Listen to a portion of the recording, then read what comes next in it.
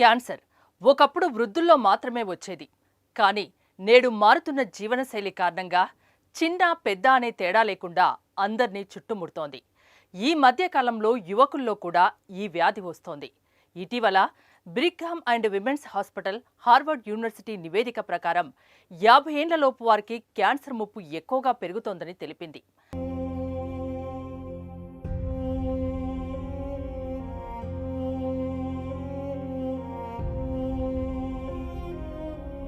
Doctor గారు, మేము రోజూ వింటున్నాం క్యాన్సర్ కేసులు ర్యాపిడ్గా పెరుగుతున్నాయని. ఎక్కడికి వెళ్ళినా క్యాన్సర్ మాటే ఎక్కువగా వినిపిస్తోంది. నిజంగా ఈ క్యాన్సర్ ఇంత ర్యాపిడ్గా ఎందుకు పెరిగిపోతోంది? అసలు ఈ క్యాన్సర్ పెరగడానికి గల కారణాలేంటి? మీరు అనేది చాలా కరెక్ట్ అండి. క్యాన్సర్ ఇన్సిడెన్స్ చాలా ర్యాపిడ్గా పెరిగిపోతుంది. భారతదేశంలోనే కాదు, ప్రపంచం అంతా పెరిగిపోతుంది. పొద్దున్నే లెగిస్తే plastic toothbrush, synthetic toothpaste, plastic tongue cleaner, plastic mug, plastic bucket, అందులో మళ్ళీ హాట్ వాటరు, అందులో ఎన్ని మైక్రో పార్టికల్స్ వస్తాయో, తర్వాత ఈ సీరియల్స్ అంతా టిన్డ్ ఫుడ్స్, క్యాండ్ ఫుడ్స్, సీరియల్స్, వీటన్నిటిలో పామ్ ఆయిల్ వాడుతుంటారు. అది ఎలా ప్రిజర్వ్ చేస్తారు, వాటిలో ఎన్ని ప్రిజర్వేటివ్స్ వాడతారు, ఆ తర్వాత మైక్రోవేవ్లో వేడి చేసుకోవటం, ఇవన్నీ కూడా non stick pans, Teflon coated pans, in fact LPG stove ఆ బర్న్ అయినప్పుడు ఎలాంటి గ్యాసెస్ మన కిచెన్లోకి వస్తాయో ఇవన్నీ కూడా క్యాన్సర్ కారకాలు. ఆ తర్వాత కారులో వెళ్ళగానే ప్లాస్టిక్ ఇంటీరియర్సు, మన హీట్లో, సౌత్ ఇండియాలో హీట్లో ఆ ప్లాస్టిక్ వలన వచ్చే గ్యాసెస్, ఉత్పత్తి అయ్యే గ్యాసెస్ కారులో, on top of it air conditioning వేసుకుంటే అవన్నీ మనలోకి ఇన్హేల్ చేయబడుతుంటాయి. దారిలో వెళ్తున్నప్పుడు పంజగుట్ట చౌరస్తాలో 5 నిమిషాలు నుంచున్నట్టయితే 50 సిగరెట్లు తాగిన దానికన్నా ఎక్కువ పొల్యూషన్ మనకు వచ్చేస్తుంది. సో ఇలా అనేక రకాలుగా ఈ ఎన్విరాన్మెంటల్ పొల్యూషన్ మన మానవ జాతిలో ఈ క్యాన్సర్ని ఎక్కువ చేయడానికి దోహదం చేస్తున్నాయి. అనేక రకాల industrial pollutants, asbestos industry, rubber industry, nickel cadmium battery industries, dye industries, ఇలా అనేక రకాలుగా ఇప్పుడు డై చేస్తుంటారు క్లాత్స్కి చేనేత కార్మికులు. అలాగే బార్బర్స్ వాళ్ళు రోజుకు ఒక 50 మంది డై చేశారనుకోండి, లూజ్గా పెయింట్స్ అమ్మే వాళ్ళకి, అన్నీ కూడా క్యాన్సర్ కారకాలు. అనేక రకాలైన క్యాన్సర్ కారకాలు ఈ పొల్యూషన్, ఇండస్ట్రియల్ పొల్యూషన్ వల్ల మనకు వచ్చేస్తున్నాయి. దానివల్ల ఈ క్యాన్సర్స్ విపరీతంగా పెరిగిపోతున్నాయి. ఇదే కాకుండా ఆటోమొబైల్ పొల్యూషన్, ఎన్ని నామ్స్ BS1, BS5, BS6 చేసినప్పటికీ కూడా పొల్యూషన్ రోజుకి పెరిగిపోతుంది. అనేక దేశాల్లో ఈ పొల్యూషన్ తగ్గించడానికి ఆటోమొబైల్స్ మీద గవర్నమెంట్ ట్యాక్స్ ఎంత ఎక్కువ ఉంటుందంటే ఆ ఆటోమొబైల్ కొనుక్కునే అవకాశమే లేదు. కార్ పూలింగ్ చేసుకుని అందరూ హ్యాపీగా తిరుగుతుంటారు, లేకపోతే పబ్లిక్ ట్రాన్స్పోర్ట్ వాడుతుంటారు. Singapore is the best example. Car కొనుక్కోవాలంటే వాళ్ళు అప్లై చేసుకుంటే 2-3 ఏళ్ల తర్వాతగా ఎప్పుడుగా పర్మిషన్ రావచ్చు వాళ్ళకి లాటరీ టికెట్లో. సో అందరూ పబ్లిక్ ట్రాన్స్పోర్ట్ని యూటిలైజ్ చేసినట్టయితే ఈ పొల్యూషన్ చాలా వరకు తగ్గించడానికి అవకాశం ఉంటుంది. గవర్నమెంట్ మీరు చూస్తున్నారు న్యూఢిల్లీలో ఎంత పొల్యూషన్ ఉంటుందో. ఇప్పుడు కూడా సరీ బేసి సంఖ్యలో కార్స్ వాళ్ళు అలౌ చేయటం, ఇవన్నీ చూస్తూనే ఉన్నాం. సో తప్పనిసరిగా వీటి నివారణకి మనం గవర్నమెంటే పూనుకొని ఏర్పాట్లు చేయాల్సి ఉంటుంది. అలాగే ఈ ఇంకా ఇతర పొల్యూషన్స్, ఇప్పుడు ఉదాహరణకి మనం తీసుకునే ఆహారము, ఫెర్టిలైజర్సు, అలాగే పెస్టిసైడ్స్ వాడిన ఆహారము, తర్వాత ఈ అనేక రకాలుగా అశాస్త్రీయమైన కలరింగ్స్ వేయటము, ఫుడ్ కలరింగ్స్, మీరు తీసుకునే హోటల్లో తీసుకునే ప్రతి ఫుడ్ కూడా చాలా వరకు కలరింగ్ చేస్తుంటారు. 65లు, గోబీ 65, చికెన్ 65 అన్నీ కూడా ఆర్టిఫిషియల్ కలరింగ్ వాడుతున్నారు. ఐస్ క్రీమ్స్లోను అన్నిట్లోనూ కలరింగ్స్. ఆ కలర్స్ వల్ల కూడా అనేక రకాలైన టాక్సిన్స్ మన చిన్న పిల్లలకి ఇస్తున్నాము. ఇలా అనేక రకాలైన ఈ పెస్టిసైడ్స్, ఫెర్టిలైజర్ లాడెన్ ఫుడ్స్ వల్ల అనేక రకాలైన క్యాన్సర్స్ వస్తున్నాయి. తర్వాత ఎక్కడైతే ఈ ఎన్విరాన్మెంటల్ ఇండస్ట్రియల్ సిటీస్లో, ఉదాహరణకి రామగుండమే తీసుకున్నాం అనుకోండి, ఆ సూపర్ థర్మల్ పవర్ ప్లాంట్ అంతా కోల్ బాన్ చేయటం వల్లనే, తర్వాత open cast mines, on top of it granite industry, on top of it fertiliser industry, అన్నీ కూడా పొల్యూటెంట్స్. ఇవన్నీ కూడా అనేక రకాలైన క్యాన్సర్స్కి దారితీస్తున్నాయి. సో ఎన్విరాన్మెంటల్ పొల్యూషన్ ఇవన్నీ కూడా చాలా ఇంపార్టెంట్. రోజు నేను కూడా వాడుతుంటాను ప్లాస్టిక్ వాటర్ బాటిల్స్. ఆ తర్వాత వాటిని హీట్లో, ఎండలో అవి ఎటువంటి మైక్రో పార్టికల్స్ వాటర్లోకి వెళ్తాయి, అది మనం ఎంత ఇంజెస్ట్ చేస్తున్నాము. రీయూజ్డ్ ఆయిల్స్ చాలా కామన్గా చూస్తుంటాం. ఈరోజు మీరు తినే షాప్స్ అన్నింటిలోనూ కూడా మీరు తినే మిరపకాయ బజ్జీలు కానివ్వండి, బోండాలు కానివ్వండి, ఏదైనా కానివ్వండి, దోశ కానివ్వండి, అంతా కూడా రీయూజ్డ్ ఆయిల్స్. అక్కడే బండి పెడతారు మన ముందే, పొద్దున్న నుంచి రాత్రి వరకు అదే ఆయిల్ వాడుతుంటారు. దాంట్లో అనేక రకాలైన కెమికల్స్ వాడే ఆయిల్స్ అన్నిట్లోనూ అనేక రకాలైన కెమికల్స్ ఉత్పత్తి అవుతాయి, బర్న్ చేసి గ్యాసెస్ ద్వారా. ఇవన్నీ కూడా క్యాన్సర్ కారకం అవడానికి దోహదం చేస్తున్నాయి. చిన్ననాటి నుంచి నేటి వరకు జీవనశైలి మార్పులు కూడా క్యాన్సర్కు ఒక కారణమని ఒక సర్వేలో తేలింది.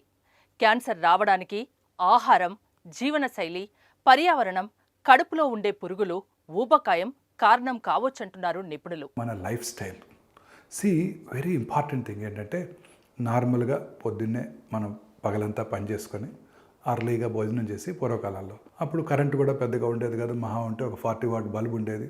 చిన్నప్పుడు 100 వాట్ బల్బ్ అంటే చాలా ఎక్కువ, చదువుకోవడానికి ఒక రూమ్లో కొంచెం పెట్టుకొని చదువుకునేవాళ్ళం. రాత్రి చక్కగా లైట్స్ ఆఫ్ చేసి 9 పడుకునేవాళ్ళు, పొద్దున్న 6 5 లేసేవాళ్ళు. ఇప్పుడు అలా కాదు, రాత్రి 12 వరకు టీవీ చూడటం, ఆ తర్వాత పడుకొని ఆ బ్లూ స్క్రీన్ చూడటం. మన బాడీలో ఒక సర్కేడియన్ రిథమ్ ఉంటుంది. ఆ సర్కేడియన్ రిథమ్ ఏంటంటే, పొద్దున్నే పగలంతా పని చేయాలి, రాత్రి పడుకోవాలి. అలా 9 గంటలకల్లా పడుకున్నప్పుడు లైట్ ఆఫ్ చేసి చక్కటి నిద్రలోకి వెళ్ళినప్పుడు పొద్దున్నే మార్నింగ్ 1 o'clock 2 o'clock మెలటోనిన్ అనే హార్మోన్ ఉత్పత్తి అవుతుంది. It has a very strong anti cancer properties. ఈ ఆర్టిఫిషియల్ లైట్స్లో పనిచేసే వాళ్ళకి, ఉదాహరణకి మార్నింగ్ 5:30కి నేను బంజారాహిల్స్ నుంచి గచ్చిబౌలి వస్తుంటే ఒమేగా హాస్పిటల్కి, అన్ని వెల్ టవర్స్, 30-40 స్టోరీడ్ బిల్డింగ్స్, అంతా ఫుల్ ఆఫ్ లైటింగ్, ఎంప్లాయీస్ అంతా ఈ బీపీ ఆఫీసెస్లో పనిచేస్తుంటారు. వీళ్ళంతా యూరోపియన్ టైమింగ్స్కి, అమెరికన్ టైమింగ్స్కి రాత్రంతా పనిచేస్తుంటారు ఆర్టిఫిషియల్ లైట్స్లో. వాళ్ళందరికీ కూడా ఈ హార్మోన్ ఉత్పత్తి తగ్గిపోతుంది. వాళ్ళలో క్యాన్సర్ వచ్చే అవకాశాలు ఎక్కువగా ఉంటాయి. ముఖ్యంగా స్త్రీలలో breast cancer, colon cancer, stomach cancer, అన్ని రకాల క్యాన్సర్స్, ఎండోమెట్రియల్ క్యాన్సరు, ఇవన్నీ వచ్చే అవకాశాలు ఎక్కువ ఉంటాయి. వీఆర్ ఫైటింగ్ విత్ నేచర్తో ఫైట్ చేస్తున్నాం మనం. అందువల్లనే రాత్రిపూట అంతా 11-12 దాకా టీవీ చూడటం, ఆ తర్వాత పడుకోవటం, మళ్ళీ ఆ తర్వాత మొబైల్ స్క్రీను, మొబైల్ ఫోను, వాటిలో మెసేజెస్, వాటిలో యూట్యూబ్స్ చూడటం, వీటన్నిటి వల్ల కూడా నిద్ర డిస్టర్బ్ అవుతుంది. ఆ ఆర్టిఫిషియల్ లైట్ వలన మెలటోనిన్ హార్మోన్ ఉత్పత్తి తగ్గిపోతుంది. అందుకే వెల్ ఇల్యూమినేటెడ్ రూమ్స్లో అస్సలు పడుకోకూడదు. బెడ్ లైట్ కూడా preferably white light, blue light పెట్టుకోకుండా చిన్న రెడ్ లైట్, అతి తక్కువ అవసరమైతే అది కూడా, లేకపోతే ఎర్లీగా డార్క్ ఎన్విరాన్మెంట్లో కనుక పడుకున్నట్టయితే చక్కగా పొద్దున్నే ఆ యాంటీ క్యాన్సర్ హార్మోన్ ఉత్పత్తి అయ్యి క్యాన్సర్స్ రాకుండా కాపాడుతుంది.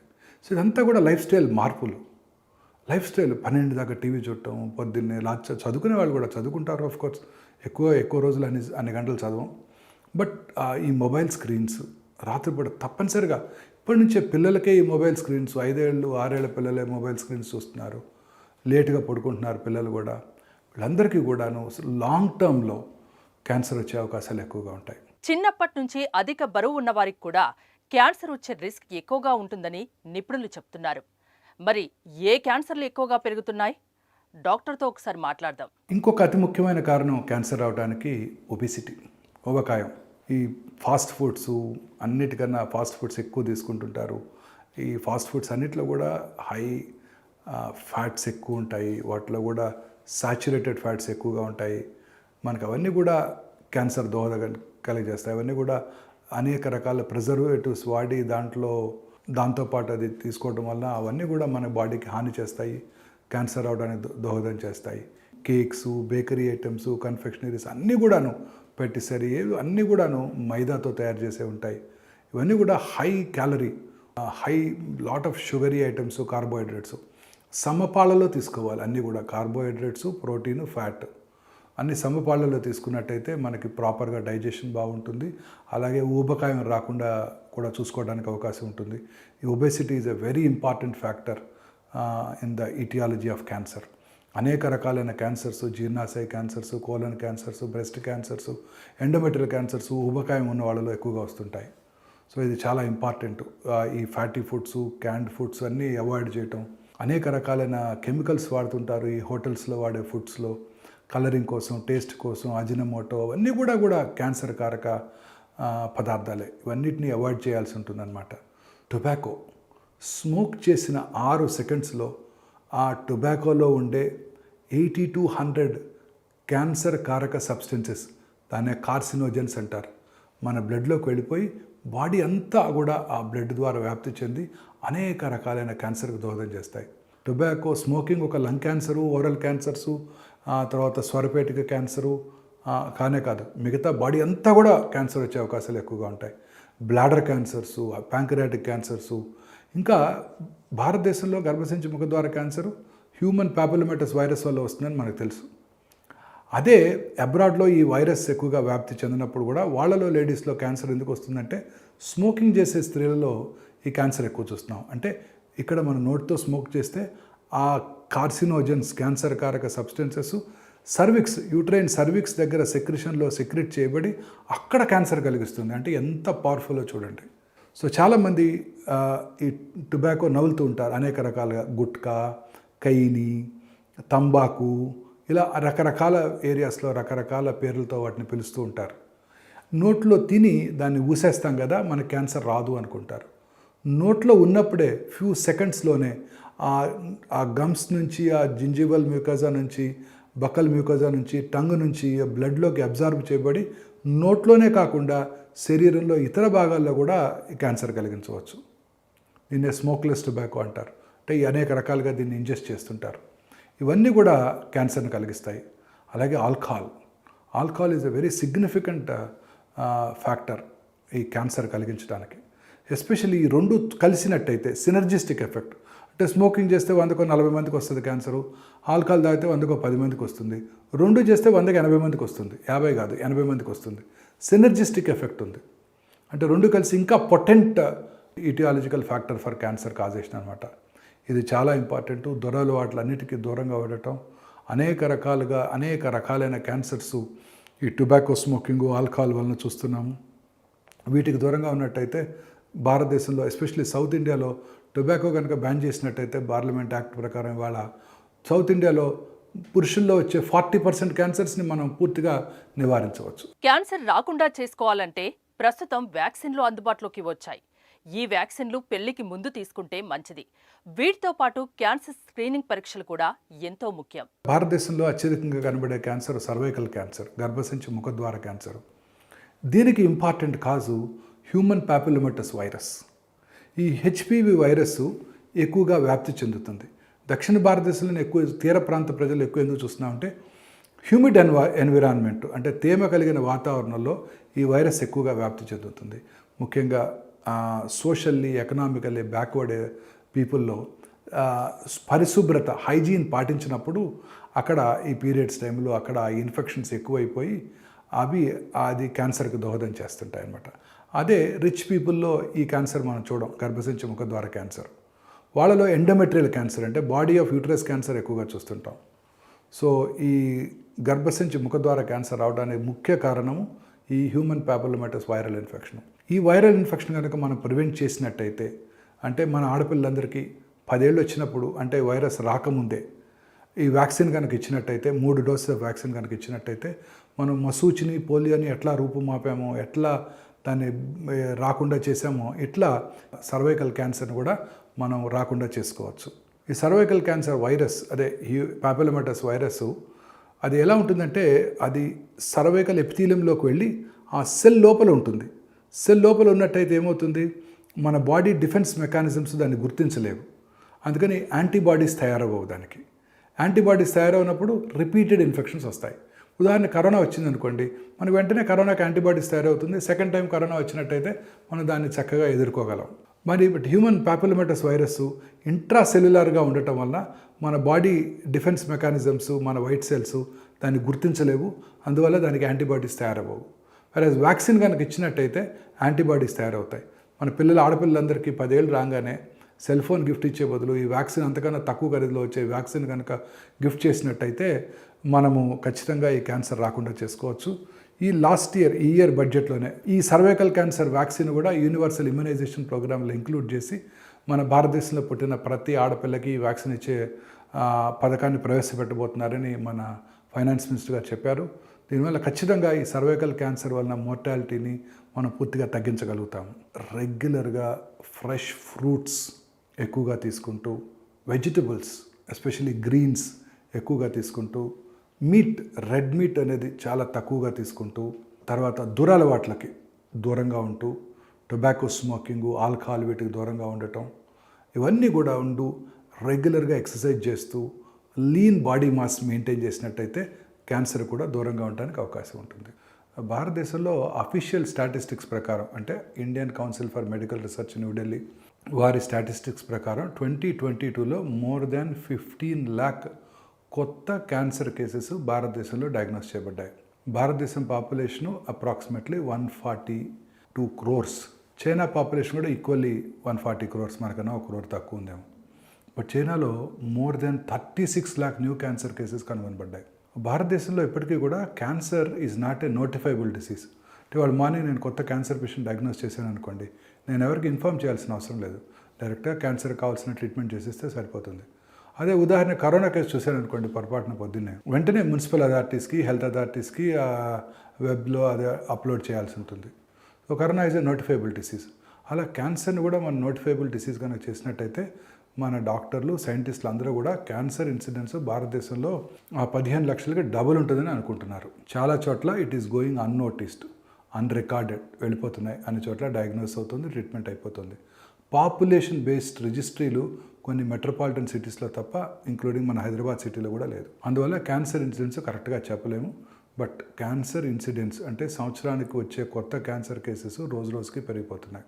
అన్నిటికన్నా క్యాన్సర్ ఇన్సిడెన్స్ ఈ breast cancer gastro intestinal track అంటే అన్నవాహిక, జీర్ణాశయము, ఆ తర్వాత ఇంటెస్టైన్స్, చిన్న పేగులు, పెద్ద పేగులు, లివరు, ప్యాంక్రాస్ ఇవన్నీ కూడా గ్యాస్ట్రో ఇంటెస్టైనల్ ట్రాక్ కింద పరిగణించాల్సి ఉంటుంది. సో ఈ జిఐ ట్రాక్ట్ క్యాన్సర్లు అలాగే బ్రెస్ట్ క్యాన్సర్స్ చాలా ర్యాపిడ్గా పెరుగుతున్నాయి. జిఐ ట్రాక్ట్ క్యాన్సర్స్ ఒక 2,50,000 ఉన్నట్టయితే బ్రెస్ట్ క్యాన్సర్స్ 2,24,000 బ్రెస్ట్ క్యాన్సర్స్ భారతదేశంలో డయాగ్నోస్ అవుతున్నాయి 2022 స్టాటిస్టిక్స్ ప్రకారం. అంటే ప్రతి 4 నిమిషాలకి ఒక స్త్రీ బ్రెస్ట్ క్యాన్సర్ డయాగ్నోస్ చేయబడుతున్నారు. ప్రతి 6 నిమిషాలకి ఒక స్త్రీ గర్భసంచి ముఖద్వార క్యాన్సర్ వలన ప్రాణం కోల్పోతున్నారు. సో ఈ 2 క్యాన్సర్లే సింహభాగం ఆక్యుపై చేస్తున్నాయి. సో ఇలా క్యాన్సర్ ఇన్సిడెన్స్ ర్యాపిడ్గా పెరిగిపోతుంది. అందువల్ల ఈ క్యాన్సర్ని రాకుండా చేసుకోవడానికి మనం గవర్నమెంట్ కూడా ప్రయత్నాలు చేయాల్సి ఉంటుంది. డాక్టర్ గారు, క్యాన్సర్ ర్యాపిడ్గా పెరిగిపోతుందని మీరే చెప్తున్నారు కదా, అయితే WHO సర్వే ప్రకారం అత్యధిక మరణాలు ఈ క్యాన్సర్తోనే సంభవిస్తున్నాయని మనకు తెలుస్తోంది. ఇలా ఎందుకు అవుతుంది అసలు? క్యాన్సర్ రావడానికి అనేక రకాలైన కారణాలు ఉన్నాయి. అందులో మోస్ట్ ఇంపార్టెంట్ 2 జెనెటిక్ ఫ్యాక్టర్స్ అంటే జన్యుపరమైన కారణాలు, రెండోది ఎన్విరాన్మెంటల్ ఫ్యాక్టర్స్ అంటే మన చుట్టూ ఉన్న మన ఎన్విరాన్మెంట్లో ఉండే ఫ్యాక్టర్స్. సో ఇందులో జన్యుపరమైన కారణాలని పూర్తిగా సైంటిస్ట్ కూడా అనలైజ్ చేయలేకపోయారు. అంటే ఎటువంటి హిస్టరీ లేనటువంటి, స్మోకింగ్ హిస్టరీ లేనటువంటి 12 ఏళ్ళ ఆడపిల్లకి కూడా లంగ్ క్యాన్సర్ చూస్తున్నాం. ఒక 80 సంవత్సరాలు స్మోక్ చేసిన వాళ్ళకి హ్యాపీగా బ్రతికేస్తున్నారు. సో ఈ 2 కూడా ఇంపార్టెంటే. జన్యుపరమైన కారణాలు ప్రబలంగా ఉన్నట్టయితే ఎన్విరాన్మెంటల్ ఫ్యాక్టర్స్ మనం డిస్కస్ చేయబోతున్నాం. ఏమీ లేకపోయినప్పటికీ కూడా 12 ఏళ్ళ ఆడపిల్ల కూడా లంగ్ క్యాన్సర్ రావచ్చు. జన్యుపరమైన కారణాలు ప్రబలంగా ఉన్నట్టయితే ఇలా వస్తుంది. జన్యుపరమైన కారణాలు అసలు ఏమీ లేకపోతే స్మోక్ చేసినా క్యాన్సర్ రాకపోవచ్చు. సో ఈ రెండింటి యొక్క కలిస్తే కనుక క్యాన్సర్ వచ్చే అవకాశాలు ఎక్కువ అవుతాయి. అన్ని రకాల జన్యుపరమైన కారణాలు, జెనెటిక్ ఫ్యాక్టర్స్ని సైంటిస్ట్ ఐడెంటిఫై చేయలేకపోయారు ఇంతవరకు. కొన్ని మనకి డెఫినెట్గా తెలుసు. Famous example Hollywood movie heroine Angelina Jolie. వారి తల్లిగారికి ట్రిపుల్-నెగటివ్ బ్రెస్ట్ క్యాన్సర్ ఉందని వారికి 30 ఏళ్ల వయసులోనే వారు BRCA1, BRCA2 testing, genetic testing చేయించుకొని 2 పాజిటివ్ ఉన్నదని తెలుసుకొని 31 ఏళ్ల వయసుకే 2011లోనే 2 బ్రెస్ట్లు తీయించేసుకున్నారు, 2 ఓవరీలు కూడా తీయించేసుకున్నారు. దానినే hereditary breast ovarian cancer syndrome అంటారు. అంటే ఈ సిండ్రోమ్ ఉన్న వాళ్ళు ఖచ్చితంగా 100% బ్రెస్ట్ క్యాన్సర్ వస్తుంది, 70% ఓవేరియన్ క్యాన్సర్ వస్తుంది. అందుకని ముందుగానే తీయించేసుకున్నారు వారు. ఇలా ఈ BRCA1, BRCA2 టెస్టింగ్ మనం రెగ్యులర్గా చేస్తున్నాము. అనేక మంది ఎస్పెషల్లీ ఓవేరియన్ క్యాన్సర్ పేషెంట్స్కి చిన్న వయసులో బ్రెస్ట్ క్యాన్సర్ వచ్చినప్పుడు తల్లిదండ్రుల్లో తండ్రి గారికి కూడా, ఎస్పెషల్లీ తండ్రి గారికి కనుక ఉన్నట్టయితే, మగవాళ్ళలో కనుక ఉన్నట్టయితే వాళ్ళ ఫ్యామిలీలో అందరికీ కూడా ఈ BRCA1, BRCA2 టెస్టింగ్ చేయించుకోవాల్సి ఉంటుంది. అలాగే ఇంకా ఇతర జీన్స్ కూడా ఉన్నాయి. RET gene for medullary carcinoma thyroid, FAP gene for colonic cancer, hereditary cancer gene profiling కూడా చేస్తున్నాం. ఇప్పుడు సైంటిస్టులు ఇప్పుడు ఐడెంటిఫై చేయగలిగారు మన బాడీలో అబౌట్ 22,000 ప్రోటాన్ కోడింగ్ జీన్స్ ఉంటాయి. Equally good number of non protein coding genes ఉంటాయి. అందులో సైంటిస్టులు ఒక 500 to 600 ఆంకోజీన్స్ అంటే క్యాన్సర్ కారక జన్యువులను ఐడెంటిఫై చేశారు. ఇప్పుడు సైంటిస్టులు బిలీవ్ చేస్తుంది ఏంటంటే ఈ 500 to 600 క్యాన్సర్ కారక జన్యువుల్లో వచ్చే మార్పుల వల్లనే క్యాన్సర్ వస్తుంది ప్రతి వాడికి కూడా, అంటే ప్రతి మనిషికి కూడా. ఇప్పుడు సైన్స్ అవైలబుల్గా ఉంది. నెక్స్ట్ జనరేషన్ సీక్వెన్సింగ్ ద్వారా ఏ క్యాన్సర్ మ్యుటేషన్ వల్ల, ఏ జన్యుపరమైన మ్యుటేషన్ వలన ఈ క్యాన్సర్ వచ్చింది అని తెలుసుకునే ఫెసిలిటీ కూడా ఇప్పుడు మనకు అందుబాటులో వచ్చింది. కానీ అన్ని జన్యుపరమైన మ్యుటేషన్స్కి డ్రగ్స్ అవైలబుల్గా లేవు. కొన్ని ఉన్నాయి. ఇప్పుడు లంగ్ క్యాన్సర్కి ఈజీఎఫ్ఆర్ మ్యుటేషన్ టెస్టింగ్, ఆల్క్1, అలాగే రాస్1 టెస్టింగ్, అలా కొన్ని టెస్టులు ఉన్నాయి ఇప్పుడు.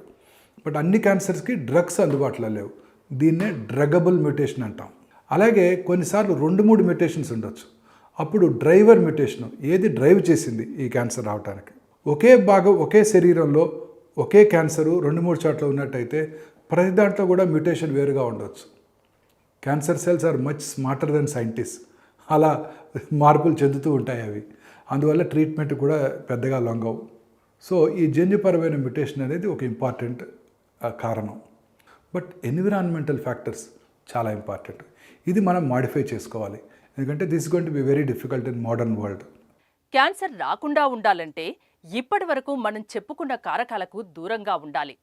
వీలైనంత వరకు మనం ప్లాస్టిక్ని అవాయిడ్ చేయాలి. ప్లాస్టిక్ వాటర్ బాటిల్స్లో నీళ్లు తాగకుండా ఉండడం, ప్లాస్టిక్ కప్పుల్లో టీ తాగడం లాంటివి మానుకోవాలి. అలాగే can foods, steam foods avoid చేయాలి. మైక్రో ఓవెన్, రీయూజ్ ఆయిల్ వాడకం తగ్గించాలి. ఈ జాగ్రత్తలు తీసుకుంటే క్యాన్సర్ వ్యాప్తికి చెక్ పెట్టవచ్చు.